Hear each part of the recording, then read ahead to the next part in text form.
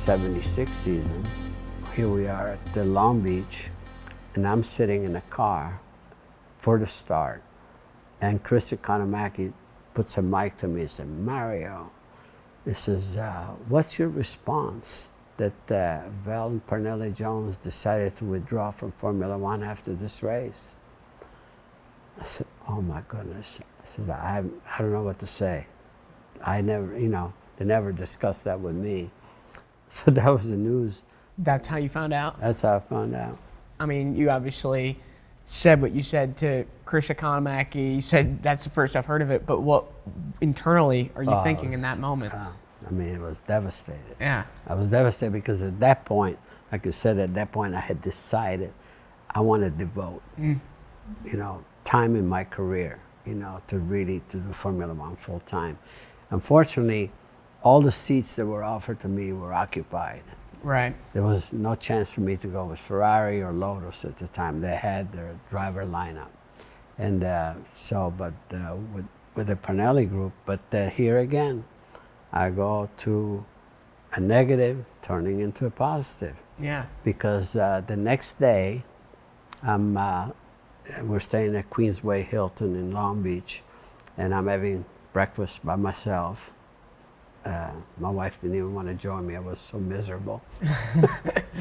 And so I'm sitting there by myself, and I'm looking across, and there's Colin Chapman by himself. And we're looking at each other, so I joined him. One thing led to another. I said, "Colin," I said, "I'm out of Formula One." I said, "If you ever need a hand, someone," I said, "I'm there for you." And he said, "Mario, I don't have a good car. I wish I had a good car for you, but you want to drive for me?"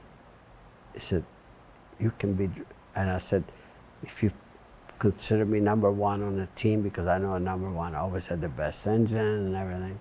He says, "You got it." He said, "But we don't have a good car." I said, "We'll make it. We'll make it a good car. We'll work on it." That was the best day of my life again. I said, "Now we go," and with Lotus. And Colin Chapman, the reason that they were not so competitive, he had so many distractions. He was a man with so many goals. He was very ambitious, and he started a boat company, the car company at the time, and so Formula One was not his priority, and that's why they were not really as competitive as obviously they knew to be. And I said, "Colin," I said, "you got to come back racing full time." And his wife Hazel said, "That's the best thing you could have said to him."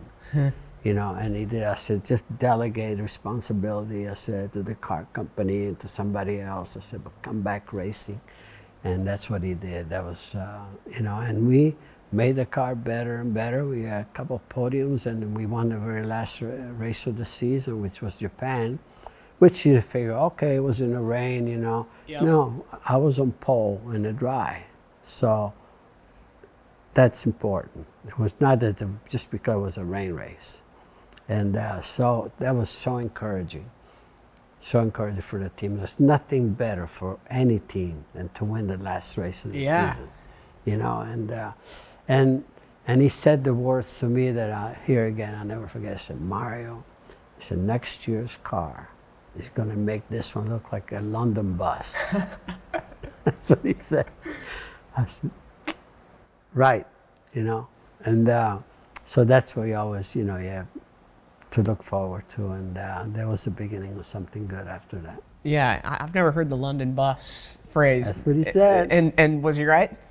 He was right. He was right. He yeah. was right. As you said, big things coming. F1 World Championship in 1978. What do you remember about that season? When you have, the car that can do it, if we can finish races, I think 77 would have been even easier World Championship than 78. We couldn't finish a race. What we finished was usually winning. But 78 was magic, obviously. We were able to put it all together. Can you imagine also clinching the World Championship in Monza, where my dream started. Unfortunately, under the worst circumstances, by losing my teammate, Ronnie Peterson. But You know, that's the way it goes sometimes. But looking back at everything, how things happen, I come full circle on so many things. You know, I felt so incredibly blessed again, over and over.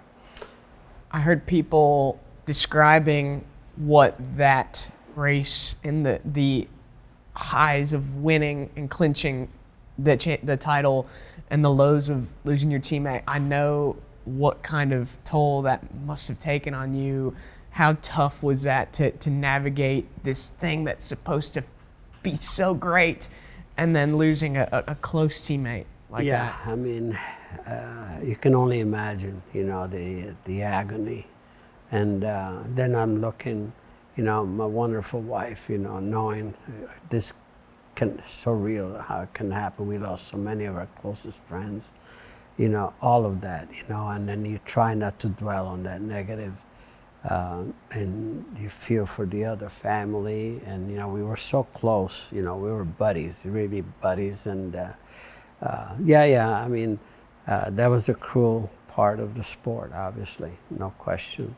It's, you know, it's tough to continue, but again, if you're going to dwell on that, then, you know, you don't belong in the business. You know, life must go on. How much did the danger creep into your mind? I never dwelled on that negative. You cannot do that. I mean, that's what we knew. I mean, we always knew that we could make things better, you know, but every safety feature in a race car was a performance penalty. So right. unless it's designated, it's in the rule book, mandatory to do, you're not going to have anybody volunteer, you know. So that's when a lot of this, and you talk about, you know, the Jackie Stewarts, you know, and Nicky Laudas, and that's how we formed the GPDA. For what? To be able to just trying to get the sanctioning bodies to impose safety features not only on the car but on the tracks as well. Yeah. I mean, some of the tracks, I mean, by today's standard, oh my goodness. Yeah. So, and it took a long time, but I said this a million times, I don't think the sport would have survived as it became more and more commercial unless safety was dealt with vigorously. Because I always said that companies that spend millions of dollars to be part of a team, they don't want to go to funerals. They want to celebrate. There's a lot of pride that goes into that and everything. And it took a while, you know, but it was a work in progress, which it still is, by the way. And things got better and better and better, where, you know, the blessing is that today's drivers have the best chance ever to retire on their own terms, which is a good thing for the sport. You're mentioning some of these tracks and some of the standards, especially today versus then. I know this goes a little backwards in time, but Langhorne, what was that track like? Oh my goodness. That track claimed more champions' lives, you know, than any other, you know, when it was dirt, especially.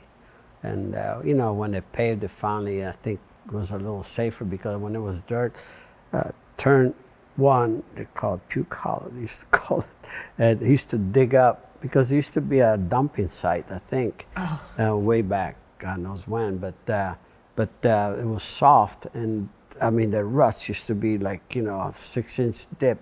And I remember the first race that I drove there, my hands were like hamburger, you know, because, you know, steering, you go through there, and as you go through those ruts, you have to do it.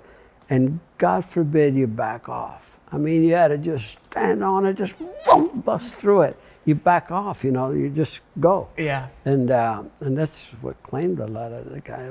That was a brutal place, but awesome to a challenge. If you make it at the end, you know, it was a great challenge. Yeah.